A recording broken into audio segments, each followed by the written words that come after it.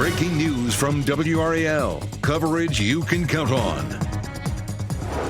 A chase on US 64 is over. You're looking live at the scene from Sky 5. Kirsten Clark is in the WRAL Live Center with what we know about where it started and the person in custody. And we keep watching Sunday, but chances of measurable winter weather are decreasing for the weekend. I'll show you the scenarios. Unexpected delay. Day 3 of testimony in the Isaiah Ross murder trial will have to wait. The reason why court is in recess.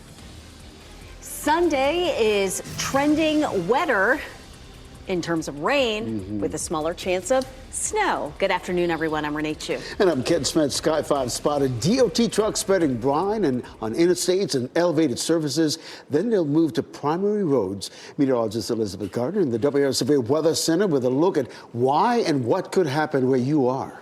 Well, I tell you, we're not likely to have any snow sticking to the roads. It's just going to be too warm. But there may be a few places where we see it on elevated surfaces for just a bit. We're forecasting a trace of snow on elevated surfaces. And here's why. We're going to see the precipitation arriving before the cold air gets here in most places. So that means this is going to be cold air chasing precipitation to change it over to snow. That's never a good snow outcome for us. What we need to happen is the cold air needs to be here first, and then the precipitation rolls in on top of it. That's what it looked like, say, Wednesday. And then yesterday, we started to see some changes in the model, and we continue to trend that way. So it's likely to be more of a cold rain for the bulk of us. As a matter of fact, this version of Futurecast shows you how warm it's going to be. We'll pause it here at 6 a.m. with some showers. It is 33 in Roxborough, but 35 South Hill and in Durham, and it stays that way really almost until the precipitation moves on out. Now, some of the models want to keep the rain around for much of the day,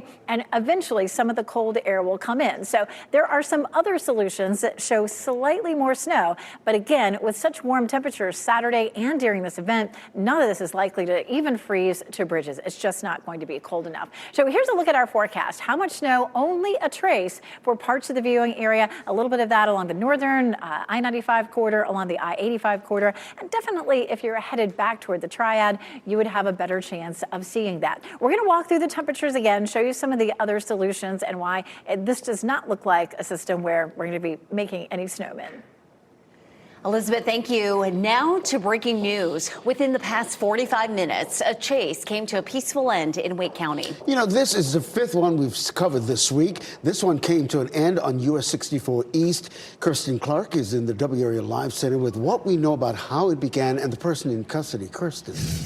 Ken, we first learned about this chase as it was happening around 11 o'clock this morning on Tarboro Street. But we have eyes on the scene. This is the aftermath right now, as you mentioned, on US 64 East, specifically near exit 436 in Wake County. You can see this large law enforcement presence. We've got Wake County Sheriff's deputies on the scene, as well as Highway Patrol. And I'll tell you, just moments ago, we saw a woman being taken into custody. We're still working to learn more information about what happened leading up, again, to this during the chase. And we do have a crew on the ground on the way right now. So we'll bring you those updates as soon as we have them. Well, this is the 4th high-speed chase since Wednesday involving Wake County deputies. Wednesday morning, deputies trying to pull over a driver in a car without a license plate. The chase started on US 70 and ended in Durham. Hours later, deputies tried to stop a car on Pool Road. 2 patrol cars were hit before the driver crashed. The 3rd chase started in Wake County and ended in Durham on Sudbury Road. Sky 5 was overhead when the driver jumped out of the car and started running. In all 3 chases, the driver was arrested. Now back to our weather coverage. Traffic remains reduced to 1 lane in each direction on East Franklin Street in Chapel Hill as crews work to repair a leaking water line. The extreme cold caused some water to freeze on the road as well. DOT had to treat part of East Franklin Street. No one was hurt. Another water main break in the Triangle, this one in Cary. The WRAL Breaking News Tracker drove to Cary Parkway near Harrison Avenue around 11 last night. The town says the cold ground was part of the reason for the break. About 120 homes were without water for hours. Whether it's rain, snow, or a wintry mix, WRAL has you covered. Stay connected to updates anytime with the WRAL weather app. Make sure your push notifications are turned on to get important alerts right to your phone. A surprise delay in the Isaiah Ross trial this morning. One of the attorneys had a family emergency, so court was recessed without any testimony this morning.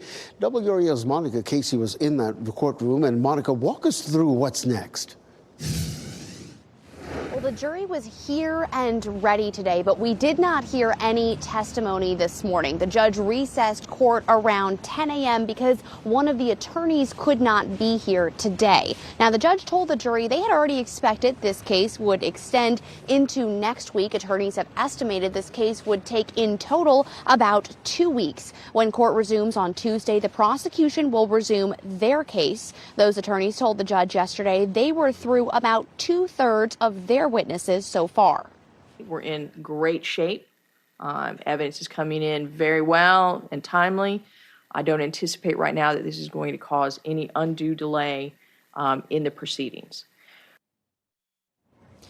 We know the state had planned to call a ballistics expert today. We may now hear from that person next Tuesday. The defense will also have a chance to call all of their witnesses when the prosecution finishes with their own and make their case as well. Court will resume at 9:30 Tuesday morning because of the holiday on Monday. Live in Hillsborough, Monica Casey, WRAL News.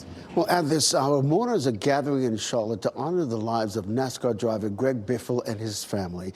Biffle, his wife Christina, and their 2 children died in a plane crash in Statesville last month.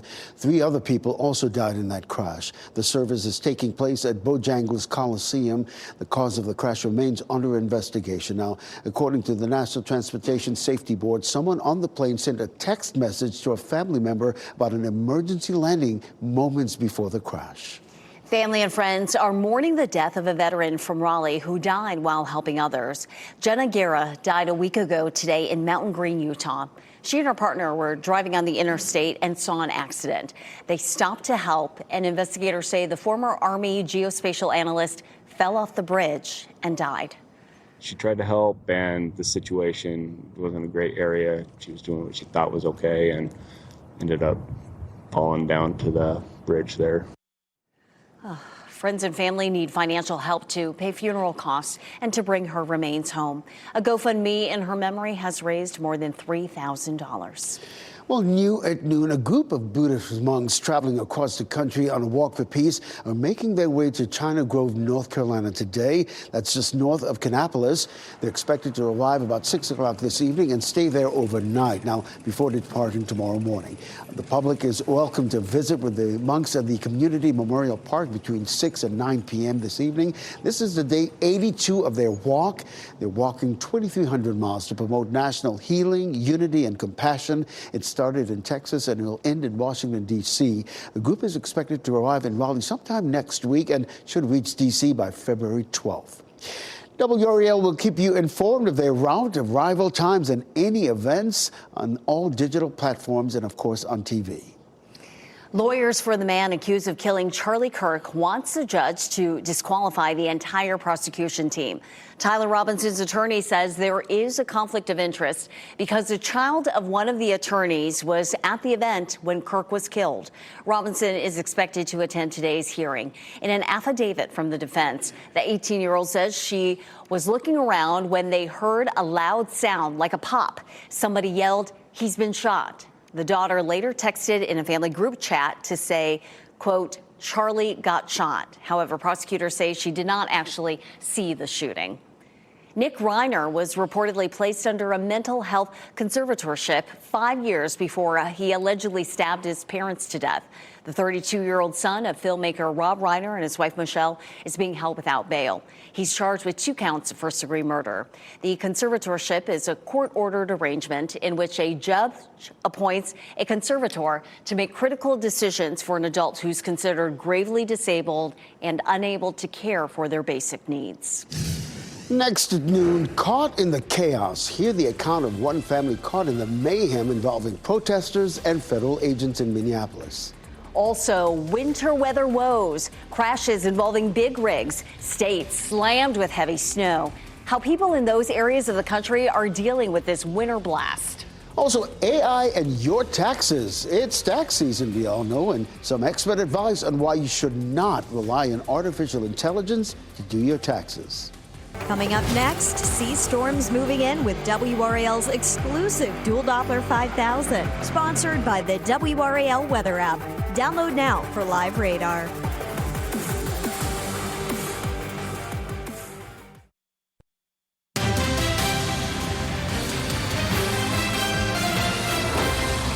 Two shootings in 1 week involving immigration agents has sparked heated protests in Minnesota. DHS says a Venezuelan national resisted arrest, prompting the officer to fire defensive shots.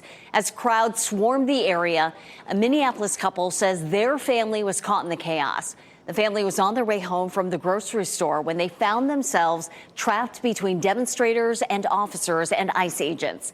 The couple and their 6 children had to go to the hospital after agents released flashbangs and tear gas nearby. Just like lifeless, like he had like foam like around his mouth, and he had tears coming out his eyes. I was giving him mouth to mouth, and I remember stopping and I said, "I will give you all my breath till you get yours back," because nobody wants to see their kids like that. Nobody wants to see their kids like that. President Donald Trump warned them he might invoke the Insurrection Act to deploy U.S. troops to Minnesota.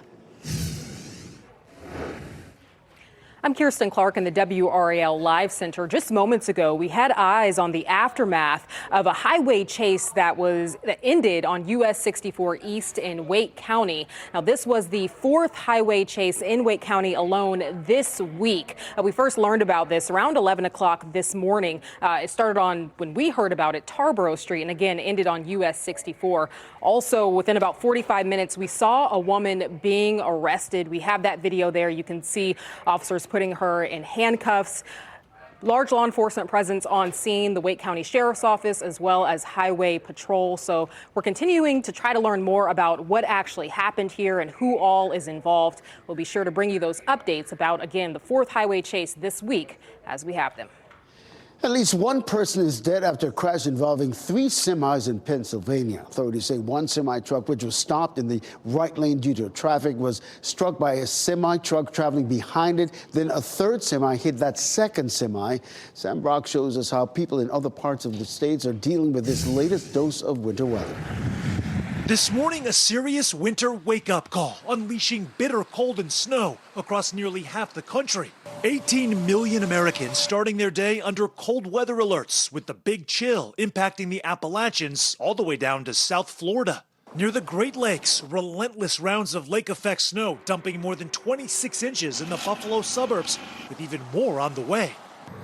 While overnight, an American Airlines flight never made it off the ground in Rochester, New York, after sliding off the taxiway. Went to go get de-iced, and as we were doing that, we slid off the runway.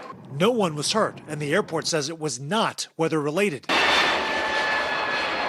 Though earlier in the day, planes departing in blinding snowstorms, disappearing from sight in seconds. This is dangerous winds and road conditions creating treacherous driving from Michigan to Ohio to Illinois, where a head-on collision in Chicago suburbs involving a school bus killed the car's driver and sent 11 others to the hospital, including students. A series of surreal scenes playing out over and over again in several states. This mangled mess is near Erie, Pennsylvania, and 30 vehicles involved in a chain reaction pileup south of Syracuse. We've got cars everywhere. Temperatures characteristically frigid in the Northeast, while down south, an aberration. We don't have our bathing suits on today. We have hoodies on. Normally balmy parts of Florida bracing for a falling iguana forecast with sub-freezing conditions, making it feel like the low 20s. Plants covered up and moved indoors, and for drivers, one unwelcome sight. It's inevitable. Everybody's tire lights are going to come on. And that was Sam Brock reporting. I'm here in the WRAL Severe Weather Center with meteorologist Elizabeth Garden. And my sister and I talked a couple of days ago, and she's like, I had plans to go to the beach this weekend in South Florida, but I don't think that's happening. Yeah. You know, my tire light came on this morning, you know, which means it is cold. And so the air in your tire shrinks. And so your level is low. So, yeah, it's a mess across a good bit of the country. And we're going to have a little bit of a warm up for tomorrow. It's definitely really cold for today. Our highs are in the 40s. The wind chill is going to be in the 30s for the rest of the afternoon. And we started with temperatures in the teens and 20s this morning. Breezy with low humidity means we have high fire danger for this afternoon. So you want to put off any outdoor burning, especially from the Triangle area north and west. And we still have a chance for a wintry mix. But I'll tell you what, on Wednesday, it looked like we had a really nice setup for snow. Cold air in place, coastal low, that tends to, you know, bring us a significant snow. And everything has kind of changed since then, at least the way the biggest thing that has changed is it looks like the precipitation is going to get here faster. Now, we're going to watch temperatures warming up. The very cold air that we saw last night slides up to the north briefly. And then so what we have to do is wait for another round of cold air. So it's going to come in on Sunday. And instead of getting here in time, it looks like it's going to lag behind the precipitation. So it means that the low is arriving faster. And so it will begin as rain. Now, anytime we have cold air that comes in behind rain to try to change it over to snow, that never ends up being a very good snowmaking forecast for us. It's just not a really good snow pattern. We'll see the cold front coming through, and we'll see rain most likely fairly early on Sunday, again starting as rain. The colder air will gradually start to filter in, but it doesn't really get very cold until we get to after all the precipitation is out of here. So I'll show you what we're looking at. We're going to see more cold air, really. Sunday night, Monday night will be plenty cold for snow, but of course we need the window where the precipitation is falling, and it just doesn't look like it's going to line up right. So we do have a trace amount of snow possible for parts of our viewing area. I mean, it wouldn't be even out of the question down to the south. This is where we'll have a little better chance as we get through the day on Sunday. But again, really about a trace, and most of that is going to be on grassy surfaces, on cars, that sort of thing. There's a very small chance that up, say, along and north and west of I-85, that becomes maybe up to a ½ an inch on elevated surfaces. But it's just going to be too warm, really, for anything to stick to roads or even bridges. So travel shouldn't be an issue for us. We take a look at Raleigh right now, and we're seeing clear skies and chilly temperatures. It is 39, and it's breezy. We have a southwest wind at 13. That's what's going to help to bump up our temperatures for tomorrow, and that's what keeps us from really being cold enough when the precipitation arrives on Sunday. So the temperatures on the left and the wind chills on the right. Feels like 30 in Southern Pines, 31 in Durham and Raleigh. It feels like 31 in South Hill and 36 in Goldsboro. So it's a bundle up kind of afternoon with our high temperatures just making it into the mid 40s. Our temperature, of course, will continue to be chilly. Normal highs 52. For our high on Sunday, it's probably going to be around 41. We're going to see temperatures gradually falling through the day. But with that precipitation in place, it's really not going to be able to cool things down enough to bring us any real measurable snow. 32 is our normal low. We'll see 33 tomorrow morning and 34 potentially Sunday morning. Again, that doesn't get us down to cold enough, at least in the Triangle. If we're going to see anything that's frozen, the best chance will be along and north of I-85, and we'll take another look at some of the models and the solutions coming up. Elizabeth, thank you. Coming up on WRAL News at 4, a man who Alabama law enforcement officers call the TikTok trickster was arrested in Cary this week, granted a $50,000 bond that was later reduced to $15,000. We take a closer look at why his bond was lowered, something authorities in Alabama are not happy about. And tonight at 5, dead insects and cutting boards with stains. Just a couple of issues resulting in B grades. 5 on your side has your weekly restaurant ratings. But our new news continues now. Protecting personal data, a first of its kind platform helping people in California. The steps people in North Carolina can take to do the same. And Frigidaire fire risk. The company expands a recall first issued 2 years ago. The urgent warning for people who own this particular mini fridge.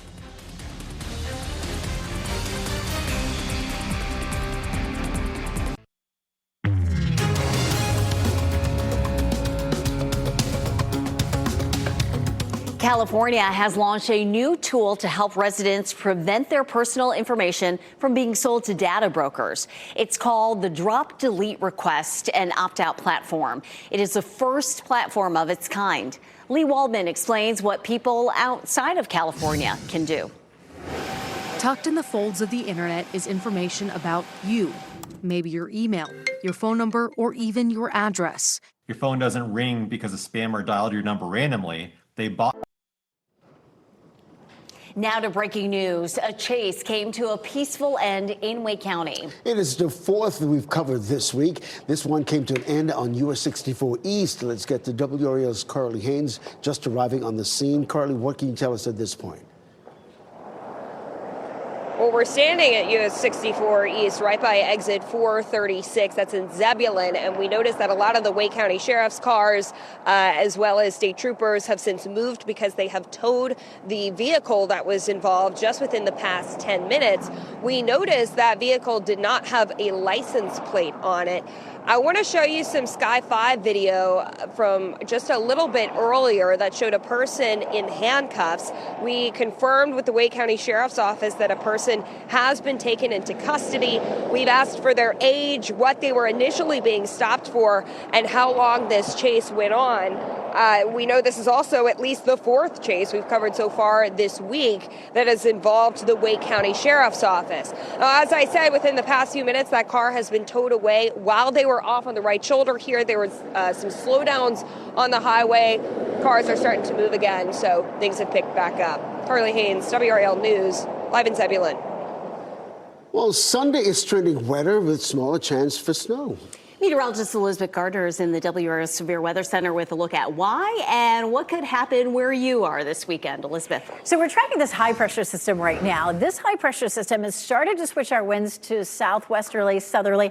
That's going to start to warm us up a little bit overnight and into the day tomorrow. So that's going to put us in a warmer place than we are right now because, you know, it's been a pretty cold day today and certainly a cold night last night. We will see a cold front that swings through on Saturday, but the cold air behind it isn't going to rush in immediately, and that is why we're not likely to see a big storm out of this. Gradually, we'll see the colder air rushing in, but it isn't going to be right away. So instead, we'll begin to see the precipitation first, and then the cold air comes in. So we'll have the cold air chasing the precipitation, which is never a good pattern for us to see much accumulating snow. Now, certainly there could be some snow that mixes with rain, especially as we get a little farther into the day, especially in our northern and western counties. But in general, we're looking at no more than about a trace of snow, except maybe in our favored northwestern counties where it could be maybe a half an inch. Now, it may be that it snows for a while, but it's just going to be too warm for it to stick in most places. We may have some snow on elevated surfaces, again, especially north and west of the triangle. But again, just not looking at a great snowmaking situation with the precipitation coming in first and then the cold air coming in later. So it's likely to be a fairly low impact situation for us. Coming up, we'll walk through some more of the Futurecast models. Elizabeth, thank you. 2 triangle water main breaks within 24 hours. Crews in Cary and Chapel Hill were busy after cold temperatures caused problems on the roads overnight and early into the morning. Ali Calabar reports from the WRAL Breaking News Tracker. Now, crews tell me the extreme cold likely caused this water main break. Repair work and closures lasted for more than 6 hours. And this video from the WRAL Breaking News Tracker shows crews working to fix that closure around 3:30 this morning. Crews tell me the below freezing temperatures caused some problems at first. There was ice on the road and DOT had to come treat it. The repair efforts caused East Franklin Street to be reduced to 1 lane in each direction for hours. Now, we didn't see any congestion or delays from the closure, but the Orange County water outage map showed about 10 customers were affected through 8 a.m. Now that outage map says 110 customers are under a boil water advisory for the next 24 hours. Of course, we are staying on top of this story. Reporting in Chapel Hill, Ali Calabar, WRAL News. Preparing the roads, no matter what comes our way, DOT crews are making sure the roads are clear. Right now, brine trucks are loading up and getting ready to hit the roads ahead of weekend winter weather. The Department of Transportation will hit interstates and elevated surfaces first, and then going to priority today. Then they'll move to primary roads. This is the first weather event where DOT is hitting all the big roads, not just some. But I think with this event, there's been so much uncertainty that we just want to make sure we hit everything. We have 2 days to do it before the first flake is going to fall, and then we just pivot to what we need to do. And because we really have not seen too many winter weather events this season so far, DOT says they plan to have plenty of brine in reserves. They've been talking about what they needed since July. Well, whether it's rain, snow, or wintry mix, WRAL has you covered. Stay connected to updates anytime with the WRAL weather app. Make sure your notifications are turned on, though, to get important alerts right to your phone. Monday is Martin Luther King Jr. Day, and events honoring the civil rights icon are already underway in the Triangle. Today, Raleigh leaders and community members gathered for a wreath-laying ceremony, despite the frigid temperatures. The annual event was held at Martin Luther King Jr. Memorial Gardens. Organizers say this is a chance for the entire community to come together. Dr. King believed that everyone should be a part of that table of love. And that's what we're hoping, that individuals will come out and just focus on things that's much bigger than us. How can we find ways to do things together? What are the common denominators in our society, in our world? That table of love. This event serves as the kickoff to MLK celebrations across the Triangle. An honorary breakfast will honor Dr. King's legacy at Sheraton Imperial Hotel in RTP. WRAL and Capital Broadcasting are proud presenting sponsors. Doors open at 6 in the morning, and you can watch it from home in its entirety starting at 7:15 Monday morning on WRAL.com. Today's the deadline for college football players to enter the transfer portal. UNC will have a dramatic shakeup at the quarterback position next season thanks to the portal. Gio Lopez, Max Johnson, and freshman Bryce Baker all left, but the Tar Heels picked up Billy Edwards Jr. and Miles O'Neill.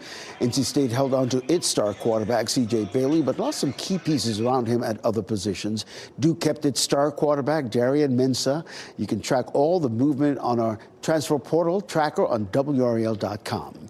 Now to the pros. NFL action happening this weekend right here on WRAL and Fox 50. Tomorrow, the San Francisco 49ers will be in Seattle to play the Seahawks. Kickoff of that game is at 8 p.m. on Fox 50. Then on Sunday, the L.A. Rams play the Chicago Bears at Soldier Field. Kickoff of that game is at around 6:30 right here on WRAL. Exercise your brain. Activities and strategies to keep it sharp as we age. And staying on the percentage of older workers who keep on working and which industries are capitalizing on their experience.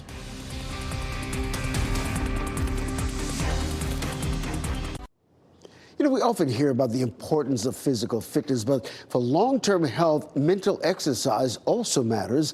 Anytime an organ of the body is not being used, it does not function well.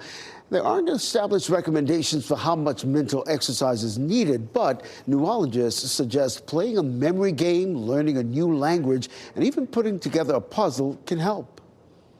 The real goal here is to avoid passivity, is for your brain to be thinking, to be exploring, to be coming up with ideas, to be looking for solutions to problems. And those can be real problems. So there's data suggesting that the longer someone stays at work instead of retiring, the better their brain does in the long run.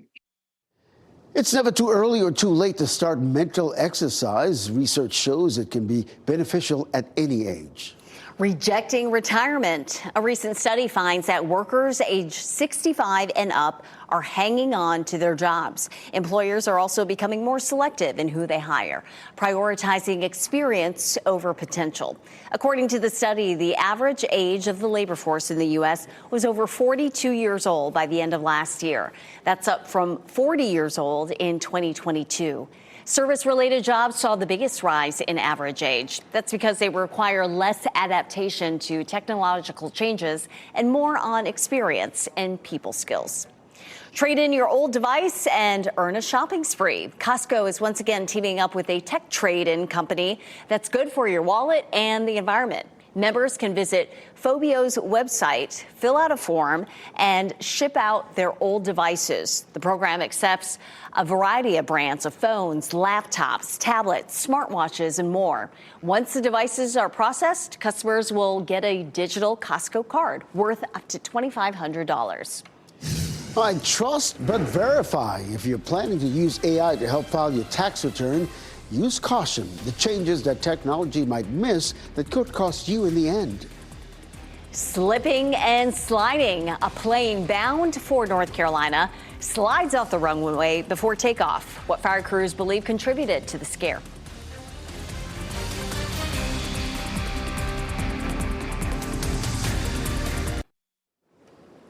January 26th marks the official start date of the tax filing season. Experts are advising caution if you are using AI tools or social media. Yeah, Leah in Denver explains why now more than ever it's important to verify tax information with professionals. Tax season is imminent. It is not business as usual. The legislation that was passed on July 4th of 2025, commonly referred to as One Big Beautiful Bill, had many tax changes implemented. Joyce Chang with the California Society of Enrolled Agents says this tax season, it's important to consider where and from who you're getting guidance from, especially if you're using AI. The issues that people will run across with AI is they have to be really careful to check to see when that information was last updated. And if they don't do that, they could be reading old information and getting themselves into a pickle.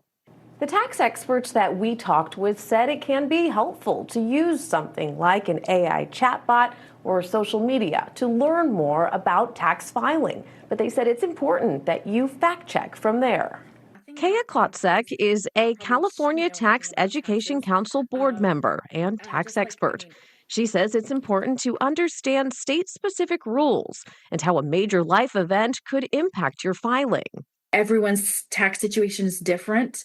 And, just like on YouTube or TikTok or whatever, when they're doing those things, they're talking about generalities, right? Or they're trying to make a statement for themselves. They're trying to be really flashy and grab your attention. Both experts say if you're using social media or AI to help you out this tax season, be sure to follow up with a tax professional. If the awareness is being increased by that social media exposure, that's a good thing. But it has to be followed up with getting the correct information about it. Some very important information there. Now, we have a list of most notable changes for individual filers on our website. Just go to WRAL.com, search taxes. Passengers on a flight from Rochester, New York to Charlotte experience a bit of delay. Well, that's because 7 inches of snow fell at the airport yesterday, which contributed to this. An American Airlines plane slid off the taxiway there in New York. Firefighters say it appears the pilots took a turn too wide, and then the nose gear went into the mud. 90 passengers and 6 crew members were on board the plane. Thankfully, no one was hurt, but quite a wild ride for those folks there in Rochester, New York. That's a lot of snow, and that's not what we are going to get at all, Elizabeth. Even though some of us might wish for it. I know who's wishing for it. Sometimes we do some wish casting instead of forecasting. But yeah, we're not getting anything like this. As a matter of fact, a lot of folks may get no snow at all. So it was interesting because when we looked at this just 2 days ago, we were looking at the issue being where's the coastal low going to be? And it looked like the cold air would already be in place. Well, the reason for that is because it didn't look like the low would develop and move northward until maybe the afternoon or evening on Sunday. That would have given the cold air plenty of time to arrive. And now the issue is just flip-flopped. It looks like the low arrives faster and the rain could begin very early on Sunday morning before the cold air has enough time to arrive. That is just not a good setup for us in terms of snow. So that's going to be a problem for snow lovers like me. So the coastal low will move to the north, the rain rolls in, and then eventually the cold air arrives. But a lot of the models, and one that I'm getting ready to show you, don't even show the cold air arriving until the precipitation is long gone. And if that happens, we're really not going to see any snow at all. If we do see the cold air finally kind of making some intrusions into the western part of the viewing area, then we might have some counties see a rain-snow mix and possibly some elevated accumulation. But I wouldn't expect to see anything on the road in any part of the viewing area. We will see some very cold air that does arrive late on Sunday night and into Monday morning. So there could be some places where we had rainfall that become slick because of the freezing that we'll see overnight Sunday night. But here's a look at the rain and the temperatures. This is 5 a.m., so the rain is already there. At 5 a.m., it's 35 in South Hill and in Durham, 40 in Benson, 41 in Fayetteville. Now, Roxborough is sitting at 33 at 6 a.m., so up there in Roxborough, our snow capital, is one of the places that maybe we could see a little bit of snow mixing in. You can see that tiny little bit of blue there. So anybody who is along and north of I-85 could see some snow mixing with this, and it wouldn't be completely out of the question. I mean, there is still a scenario out there where that cold air arrives a little faster than what we're seeing here, and we could see just a little bit of accumulation on elevated surfaces in any part of our viewing area. But we're talking about a trace of precipitation, just a trace, just a little dusting, a little frosting on the cake. Here's 9 a.m., still looking at 33 in Roxborough, and we're still in the mid-30s from South Hill to Durham and everybody southward. So just doesn't look like we're going to have much hope, even if the rain continues up until around 6 p.m. It's just going to be much later than that before it turns colder. But as a worst-case scenario, we're going with this map that shows a trace of precipitation in a good bit of the viewing area. But again, that trace is not going to be on the roads. We're not going to see anything freezing, causing any issues during the day. Again, the biggest issue could be overnight Sunday night after the rain moves out. It gets cold enough for there to be some slick bridges, but it won't be because there's snow accumulation. So precipitation is arriving earlier. So this is looking like a low impact weather event, maybe with some black ice for late Sunday night, early Monday morning. We're looking at only about 1/10 to 1/4 of an inch of precipitation with this. So again, just not a whole lot of moisture with it. And the cold air just doesn't look like it is going to cooperate until much later. We are looking at overnight lows in the teens to start next week. All right, Elizabeth, thanks. Ice melts, but one couple's love is permanent. How they're carving their love story one sculpture at a time. As we wrap things up, here's a look at a few of the headlines we're following today. A chase came to an end in Wake County not long ago when a driver was taken into custody. This was a scene from Sky 5 on U.S. Highway 64 East. Officers blocked 2 lanes of the highway while they investigated. Both Wake County deputies and Zebulon police were involved.